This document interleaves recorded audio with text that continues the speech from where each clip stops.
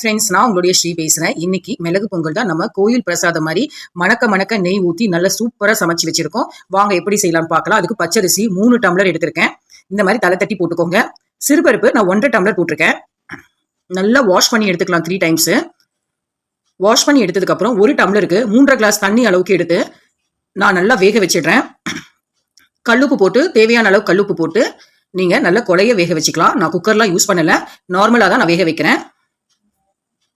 தேவையான தண்ணி எல்லாமே ஊற்றிக்கலாம். இப்போ பாருங்க, நல்லா கொலைய வேக வச்சாச்சு. ஒரு கடாய் எடுத்துக்கோங்க. ரீஃபண்ட் ஆயில் ஒரு சின்ன கிளாஸ்ல ஒரு 3 டம்ளர் அளவுக்கு எண்ணெய் ஊற்றிக்கலாம். எண்ணெய் காஞ்சதுக்கு அப்புறம் மிளகு ஒரு 2 ஸ்பூனு நல்லா பொரிய விட்டுடலாம். சீரகம் 2.25 ஸ்பூன் போட்டுக்கலாம்.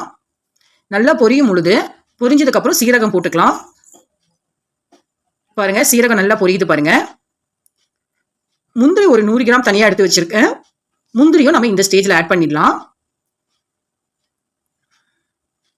முந்திரி சாப்பிடுறது சூப்பரா இருக்கும். நல்லா இந்த மாதிரி மிளகு பொங்கல்ல போட்டு இருக்கும் பொழுது நல்ல சுவையா இருக்கும். இஞ்சி ஒரு சின்ன துண்டு சின்னதா நான் பொடிசா நறுக்கி வச்சிருக்கேன், அதையும் போட்டுக்கலாம். பச்சை மிளகாய் 5 சின்னதா கட் பண்ணி வச்சிருக்கேன், அதையும் போட்டுடலாம்.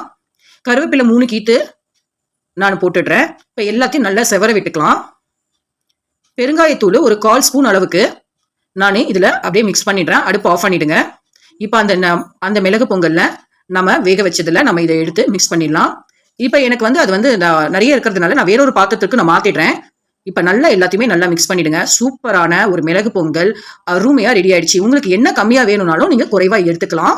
எனக்கு இது கரெக்டாக இருக்கிறதுனால நான் இந்த அளவுக்கு எடுத்திருக்கேன். நல்ல கொலைய இருக்கு. சாப்பிட்டோன்னே வாயில் அப்படியே கரைஞ்சி போகிற அளவுக்கு அந்த அளவுக்கு சூப்பரான மணக்க மிளகு பொங்கல் ரெடி ஆயிடுச்சு.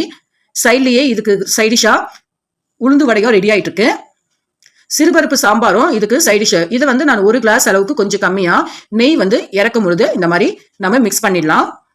இது நல்ல வாசனையா இருக்கும், நல்ல ஒரு சாஃப்ட்னஸும் கொடுக்கும். அதுக்காக நான் இந்த நெய் இந்த ஸ்டேஜில் நான் ஊற்றி நல்லா மிக்ஸ் பண்ணிடுறேன். மூடி போட்டு ஒரு 2 மினிட்ஸ் கழிச்சு ஓப்பன் பண்ணிங்கன்னா அந்த நெய்யோட வாசனை, வறுத்த அந்த முந்திரி பருப்பு வாசனை எல்லாம் செம்ம எம்வியா இருந்து நல்ல மணக்க இருக்கும். சாப்பிடும்போது அவ்வளோ சுவையா இருக்கும். பாருங்க எந்த அளவுக்கு குறைவா இருக்குன்ட்டு.